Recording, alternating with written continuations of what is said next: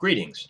In this video, I'd like to apply Lonnie Athens' violentization theory to hate crimes.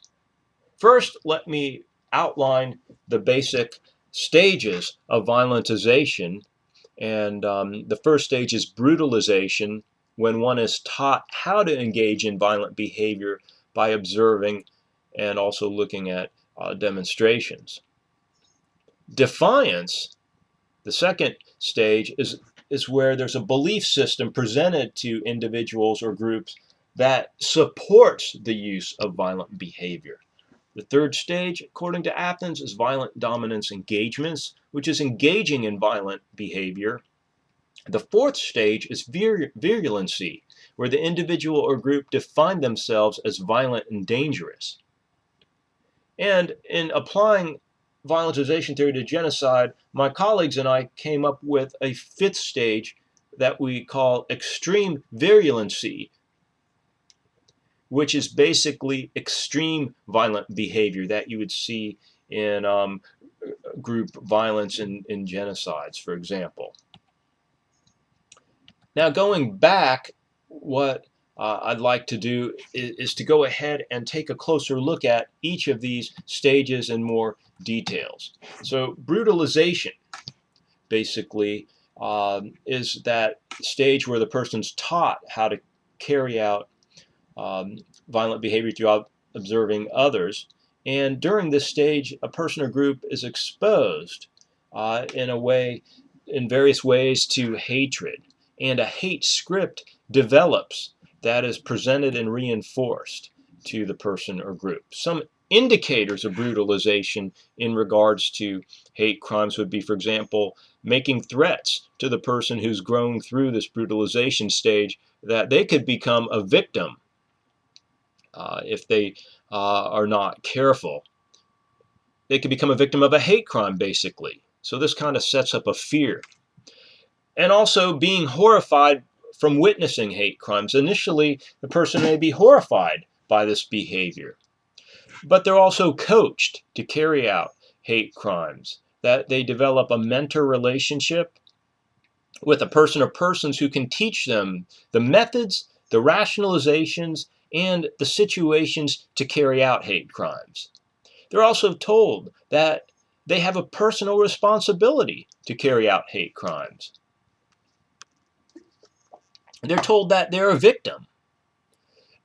And they're told stories over and over again of alleged previous hate crimes toward their group.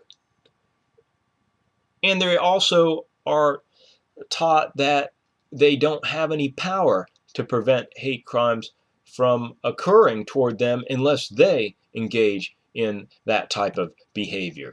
And that leads to the second stage, defiance, where that belief system to support violent behavior, the justification is brought in, that the perpetrators define a specific group as an appropriate target for violence.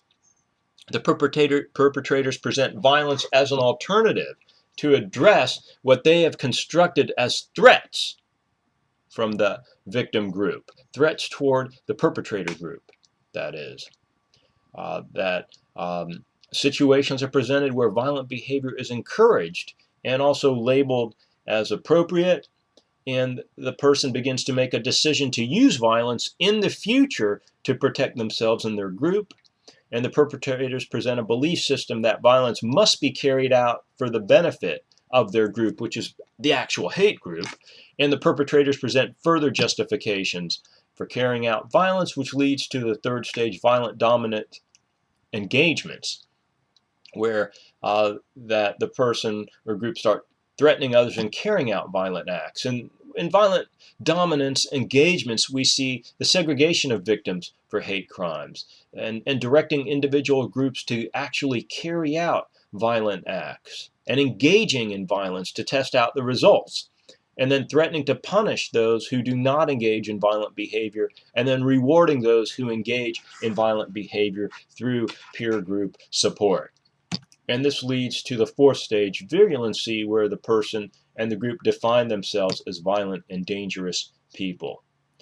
That they are able to instill high levels of fear among the victims due to that threat of violence or the actual violence that has been carried out. They may use assaults to demonstrate that the perpetrator has power and control over the victims. And they also use this violence to humiliate the victims. And they also would like to be considered dangerous by others. And in essence, that the group and the individuals in the group incorporate in a violent self identity. The fifth stage, extreme virulency, we added, and this included extreme violence that such as torture, mutilation of bodies, and other brutal acts that sometimes we see in cases of serial killing. And that is relevant as well to take a closer look at. Also, Lonnie Athens in 1994 in an article talked about the phantom communities, which are sounding boards that people use to make sense of themselves in situations.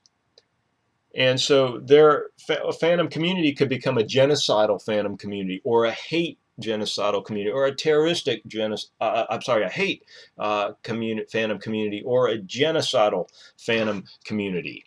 This is the internal dialogue that people use to make interpretations of situations and then respond accordingly.